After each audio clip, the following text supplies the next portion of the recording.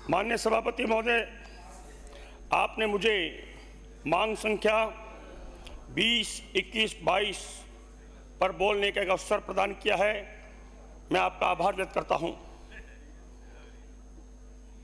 माननीय सभापति महोदय, मैं इन कांग्रेस की, जो कि आज़ादी के बाद लगातार इनकी सरकार रही है, इन्होंने शिक्षा के साथ और मेरे क्षेत्र बीकानेर के साथ इन्होंने क्या क्या किया है वो मैं बताना चाहता हूं।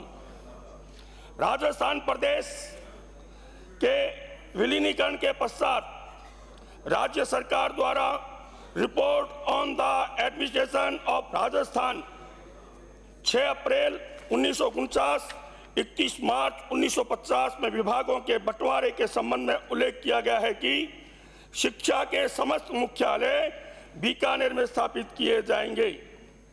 इस रिपोर्ट के चैप्टर 8 के बिंदु 1 में श्री मनमोहन को निदेशक शिक्षा लगाकर शिक्षा के समस्त चार्ज उन्हें दिए गए थे।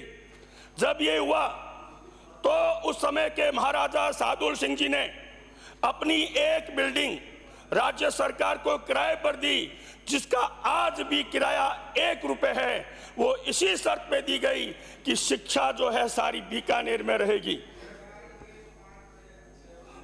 माननीय सभापति महोदय, इस प्रकार राज्य की उच्च शिक्षा, संस्कृत शिक्षा, प्राथमिक एवं माध्यमिक शिक्षा संयुक्त रूप से एक ही निदेशक व निदेशालय के अधीन स्थापित की गई, किंतु कालांतर में पूर्ववर्ती सरकारों द्वारा बीकानेर स्थित शिक्षा के केंद्रों को क्रमशः बीकानेर से जयपुर स्थानांतरित किए गए। माननीय सभापति महोदय, 1 जनवरी 1998 से प्रारंभिक एवं माध्यमिक शिक्षा के मुख्यालयों का पृथक्करण कर अलग अलग विभाग के रूप में पृथक किया गया था। उसके बाद कांग्रेस सरकार जब आई 98 के बाद, तो वो एक यानी प्रारंभिक शिक्षा को वहां से हटाना चाहती थी, लेकिन वहां के एक बड़े संघर्ष के पश्चात वह बीकानेर में ही रहे। किंतु जिस उद्देश्य से उच्च कार्यों का पृथक्करण किया गया, उन उद्देश्यों की पूर्ति इन्होंने नहीं की। इस हेतु पृथक्करण के समय निर्धारित कार्य स्टाफ का पारस्परिक समायोजन किए जाने की मैं मांग करता हूं।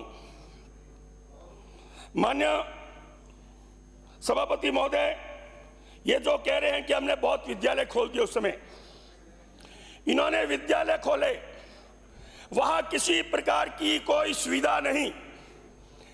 एक विद्यालय ऐसा है, प्राथमिक विद्यालय खोला, वो एकदम नया क्षेत्र, लेकिन आज उसकी स्थिति यह है कि वहां पर पर्याप्त संख्या भी नहीं है।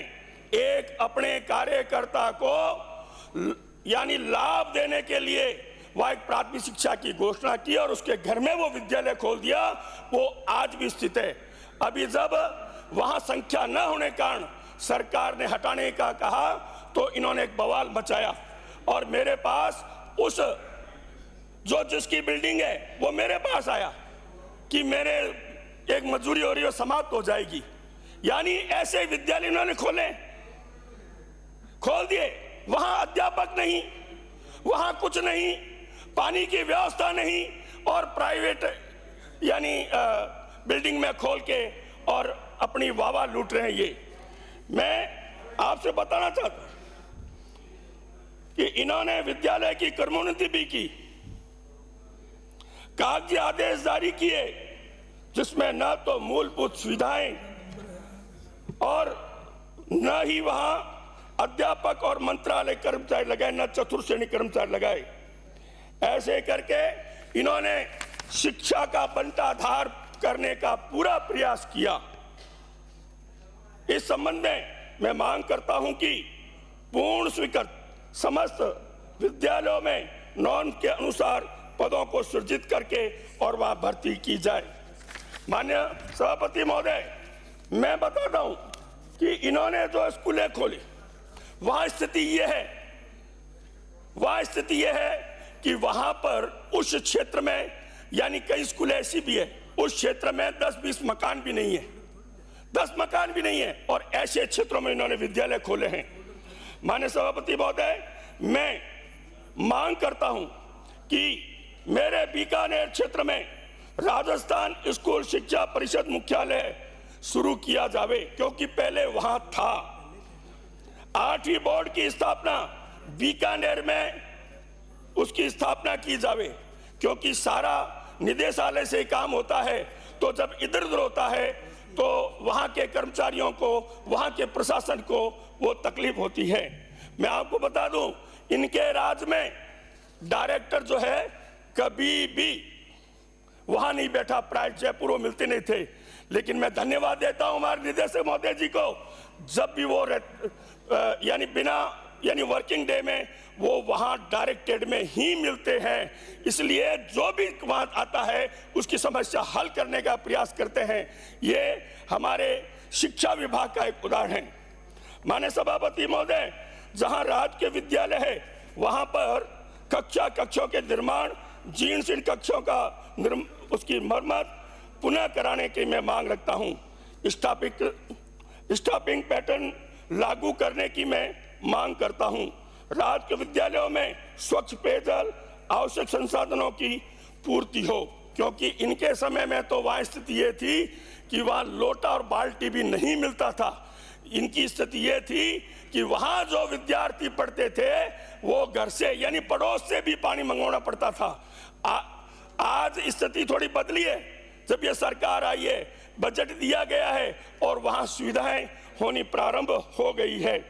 माननीय सभापति महोदय, मैं एक और निवेदन करना चाहता हूं, क्योंकि जो बालिकाएं हैं, आज भी हमारा जो क्षेत्र है, जो हमारे पूर्वज है, हमारे उनके बच्चों के गार्जियन है, वो अपनी बालिकाओं को यानी 6ठी कक्षा के यानी 5वीं कक्षा के बाद वो बालकों के साथ नहीं बिठाना चाहते, ये विशेष है।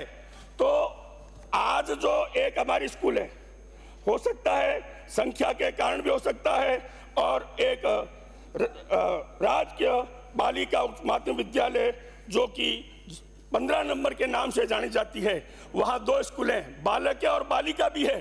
तो मेरा निवेदन है कि उस बालिका स्कूल को उन बालकों के साथ नहीं मिलाया जावे, वो अलग रखी जावे, क्योंकि अगर उसको एक साथ कर दिया तो मैं ये कह सकता हूं कि वो बालिकाएं उस स्कूल में नहीं जाएगी।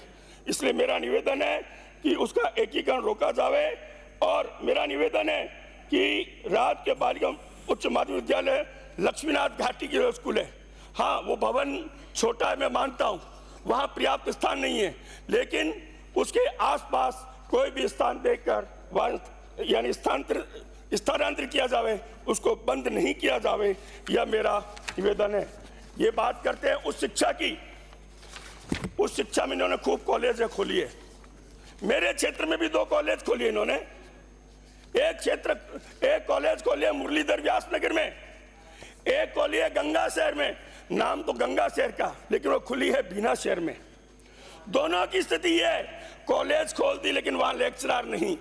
एक जो कॉलेज खोली है वो सामुदायिक भवन में खोली गई है, उसकी आज तक यानी इन्होंने कोई जमीन की परवाह नहीं की, और वो केवल सामुदायिक भवन में चल रही है, वहां स्थायी स्टाफ नहीं लगाया, और कॉलेज खोलने की वाह कर रहे हैं कि हमने कॉलेज खोल दी। ऐसी कॉलेज खोलने से क्या फायदा, जहां लेक्चरर नहीं है, जहां मंत्रालय कर्मचारी नहीं है, केवल एक प्रिंसिपल को डेपुटेशन करके बिठा दिया। ऐसी कॉलेज खोल के इन्होंने शिक्षा के साथ मजाक किया है। इसलिए मेरा निवेदन है कि जो कॉलेज खुली है वहां पर जमीन भी उपलब्ध उनको हो, और वहां इसका स्टाफ लगाया जाए, क्योंकि कन्या महाविद्यालय है और वहां उस क्षेत्र कन्याओं को लाभ मिले। इन्होंने जो किया है उसको हम जो कमी रखी है उसको हम दूर करें, और उस महाविद्यालय को एक अच्छा महाविद्यालय बनाएं। दूसरा महाविद्यालय इन्होंने गंगा शहर के नाम से खोला है। अगर कोई जाके वहां पूछे कि गंगा शहर में महाविद्यालय है क्या, कोई नहीं बताएगा। वो महाविद्यालय बीना शहर में खुला है, जवाहर स्कूल में खुला है। इसलिए मेरा निवेदन है कि उस जवाहर स्कूल का, उस कॉलेज के नाम में जवाहर सिंह जी का नाम जोड़ा जाए, और वहां भी स्थायी वहाँ स्टाफ दिया जावे। मेरा निवेदन है, श्री हरिमोहन जी शर्मा। एक सेकंड और, मेरा निवेदन है कि राजकीय जितने भी महाविद्यालय हैं, वह कंप्यूटर लैब की स्थापना की जावे। और मेरा निवेदन है कि वहाँ जितने भी कॉलेज हैं वहाँ पर भी स्वच्छ पानी अंकित नहीं होगा। श्री हरिमोहन